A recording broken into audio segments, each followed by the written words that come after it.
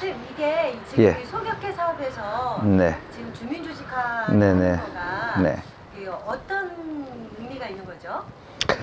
원래 주민들이 요즘 외롭게 살아가고 있죠. 그런데 외로운 주민들이 외로운 채 살아가는데 서로 조금만 관심을 가지면 이웃 사람 만날 수 있고 연결될 수 있는데 그냥 아무도 옆을 돌보지 않고 옆을 이제 시선을 주지 않고 살아가는 거예요. 그래서 우리가 하는 일은 그렇게 점으로 살아가는 주민을 연결시키는, 선으로 연결시키고, 선으로 연결된 주민을 또 면으로 연결시키고, 또 지역 안에서 여러 다양한 활동들과 연결시키는, 조직화라는 게 연결하는 그런 역할이라고 볼 수가 있겠죠. 지금 그런 의미에서 창신숭인동의 노인분들, 혼자 사는 분들이 연결되게 하는 것을 저희가 이제 진행하고 있는 것입니다. 그렇게 연결되면 어떤 부분이 좋아지는 걸까요? 원래 사람은 본질적으로 혼자 살 수 없는 존재라고 그래요. 그러니까 연결돼 있어야 하고 서로 의지하고 살아야 하고 서로 관계를 맺으면 살아야 하는데 어쩌다 보니까 혼자 사는 그런 문화들이 이렇게 문화들이 생겼고 또 그러다 보니 또 나이 들다 보니까 가족이 다 떠나고 나서 홀로 된 분들도 많고 그러니까 우울하고 또 건강도 해치게 되고 이런 말도 있죠. 외롭게 사는 것은 담배를 하루에 15개 피우는 것과 같다. 그러니까 건강에도 안 좋다는 뜻이죠. 그래서 우리가 연결됨으로써 더 건강하게 살아가려고 하는 이유는 행복하기 위한 거니까 건강하고 행복하게 살기 위해서는 서로 연결돼야 되는 거고 우리가 그 일을 이제 하고 있는 거라고 볼 수가 있겠습니다. 근데 막 여러 사업들에서 막 사람 초대해가지고 막 이런 막 행사도 치르고 하면서 막 연결도 하기도 하잖아요. 네네네. 근데 그게 다른 이 주민조직하고는 어떤 주민조직화만의 특징이라면 뭘까요? 보통 많은 공동체 사업들 또 공모 사업들을 통해서 주민들 간에 연결되기 하는 시도들이 많았는데 많이 실패합니다. 그 이유는 주민들 스스로가 연결돼야 한다는 이유, 또 연결되어서 살아가는 그런 방법, 또 주민들이 원하는 방식이 아니라 또 좀 보여지기 방식, 또 어떤 실적을 내기 위한 방식, 그러니까 사업이다 보니까 사업의 성과, 성공, 결과를 중심으로 하는 거다 보니까 실제로 연결시키려고 했지만 특별 사업 기간에만 연결돼 있고 사업이 끝나면 다시 원상태로 돌아가는 것을 반복하고 있는 거죠. 그런데 저희가 하는 것은 조직화 방식으로 이 지역에 와서 하려고 하는 또 지금 하고 있는 것은 이 사업이 끝나도 이 연결망이 유지되게 하고, 왜냐하면 그건 주민이 원하는 것에서, 주민이 하고 싶어 하는 것, 주민이 좋아하는 것에서 출발하기 때문에 계속 연결되고 또 그 연결이 지속될 뿐만이 아니라 주민에 의해서 더 확산되고 또 깊어지게 하는 것. 그것이 아마 다른 사업과 차이라고 할 수 있지 않을까? 그렇게 생각합니다. 그럼 그렇게 주민이 원하고 이제 주민이 원하는 방식으로 하기 위해서 어떤 방법을 쓰시나요? 예를 들면 저희가 수요 밥상 창신동에서 하고 있고 그 다음에 음악이 있는 모교 밥상을 이곳 숭인동에서 하고 있습니다. 보통은 이렇게 밥상을 하게 되면은 외부 지원이 많아요. 외부에서 지원해서 사업비가 지원되고 그 사업비를 가지고 밥을 같이 해 먹고 챙기는 거죠.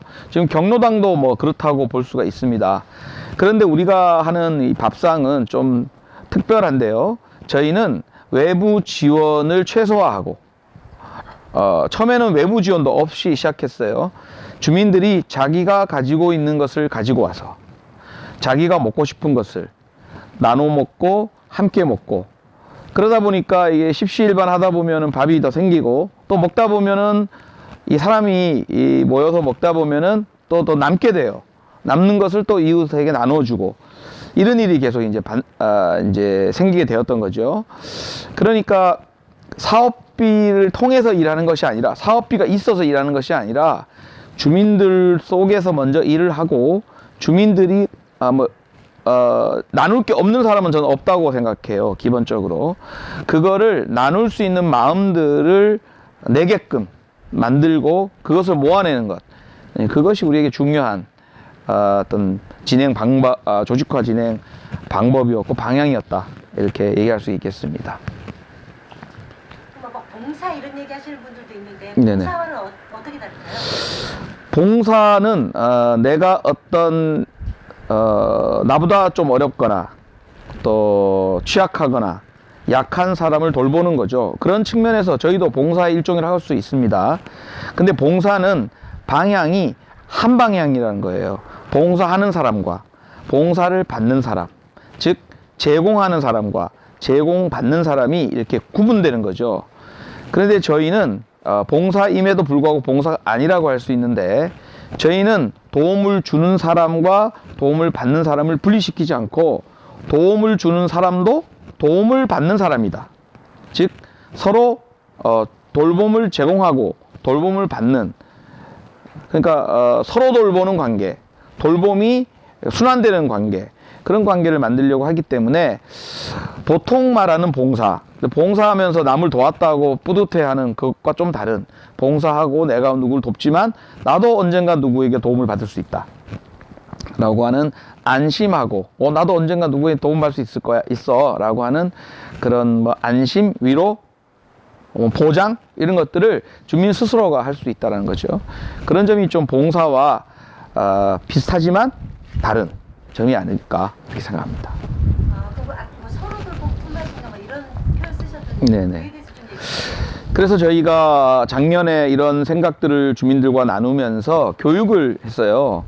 그래서 다른 지역 사례도 공부하면서 품앗이라는 말이 협동이란 말, 코오퍼레이티브 이런 말도 하지만 품앗이란 말이 주민들에게 참 친숙한 말이구나라는 것을 알게 됐어요. 또 실제로 대전이나 또 다른 자치구에서 품앗이란 말을 써서 서로 돌봄을 이렇게 하고 있는 것도 이제 저희가 사례를 공부를 했는데요.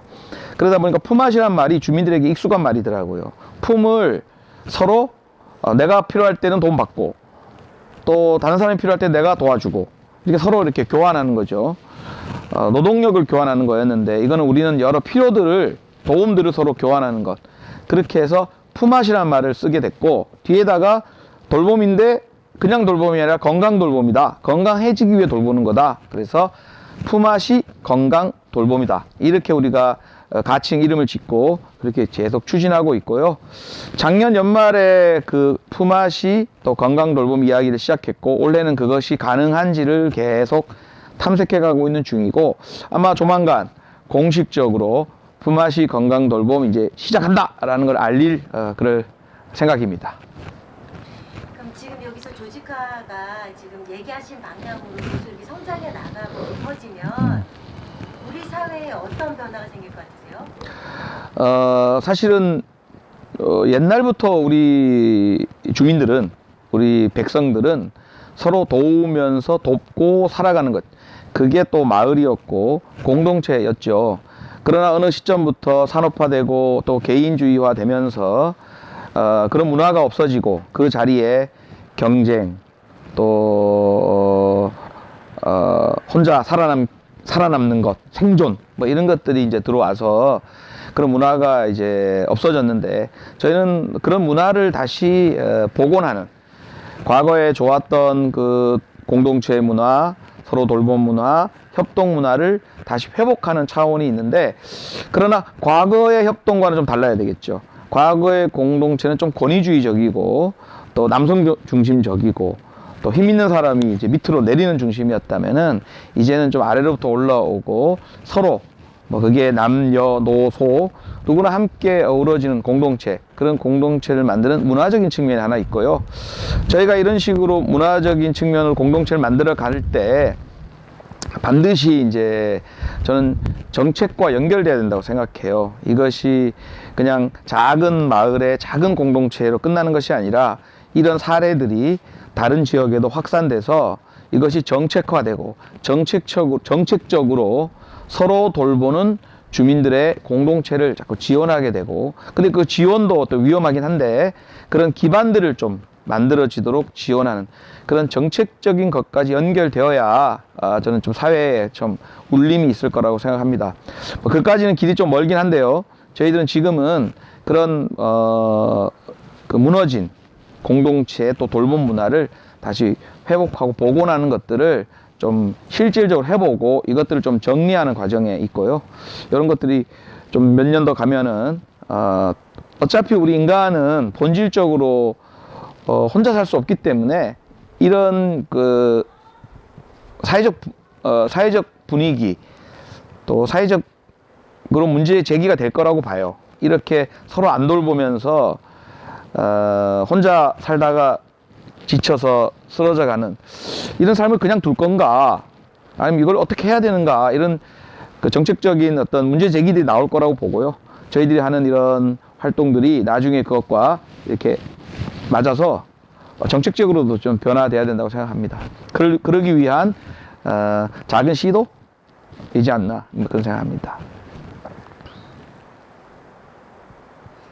제가 혹시 미처 못 드린 질문 중에 좀 이런 이야기는 좀 중요하다라고 생각되시는 거 있으면 얘기해 주시면 좋겠어요. 네, 저희가 뭐 조직화란 말, 거창하게 조직화란 말을 쓰는데 사실은 이제 지역 사회를 연결하는 거고, 유기적으로 이렇게 만드는, 이제 어느 한쪽이 아프면 다 온 동네가 같이 아파하고, 어느 한쪽이 힘듦이 있으면 다 함께 그쪽을 도우려고 하는 이런 유기적인 관계를 만드는 것이 저희의 일인데, 이걸 뭐 거창하게 조직화라고 표현합니다. 그런데 이제 하다 보니까 이런 게 있는 것 같아요. 뭐 저도 정책적으로 좀 이렇게 지원이 돼야 된다고 말도 하면서도 이게 너무 사업비나 이런 게 주민이 준비가 미처 안 됐을 때 지원이 된다면은 주민들은 사업비에만 의존하게 되는 그런 경우가 발생하는데, 저희들은 뭐 처음에 시작할 때부터 주민들이 스스로 자발적으로 자기 것을 가지고 움직여 가도록 하자라는 거였기 때문에 약간 시간이 앞부분에 좀 걸립니다. 한 1년, 2년 정도는 걸려요. 그 시간들을 좀 인내하면서 좀 바라봐 줘야 이런 이제 일들이 가능하다고 저는 좀 말씀드리고 싶고요. 두 번째는 아까 질문 속에도 있었는데, 봉사, 또 이제 우리가 일방적 누구를 돌보고 취약한 사람을 이렇게 구분시켜 놓고 그 사람을 돕고 불쌍하게 여기고 동정심을 갖고 돕는 문화는 많아요. 하지만 좀 바뀌어야 되는 것은 세상에 쓸모없는 사람 아무도 없다. 그 사람이 아무리 약하고 부족하고 취약하고 장애가 있더라도 그 사람도 또 서로 돕는 사람일 수 있다라는 인식의 전환이 좀 필요할 것 같아요. 그래야만 관계가 좀 수평적 관계, 평등한 관계로서 돌봄이 주고 오고 갈 수 있다, 이런 생각을 합니다. 저는 이 두 가지가 우리가 이 지역을 조직화라는 이름으로 연결짓고 유기적으로 만드는데 중요한 방향성이고, 그렇게 진행해 왔는데 그 결과는 모르겠어요. 좀 더 가봐야 되겠는데 잘 될 거라고 봅니다. 네, 알겠습니다. 네, 여기까지. 감사합니다. 네, 고맙습니다.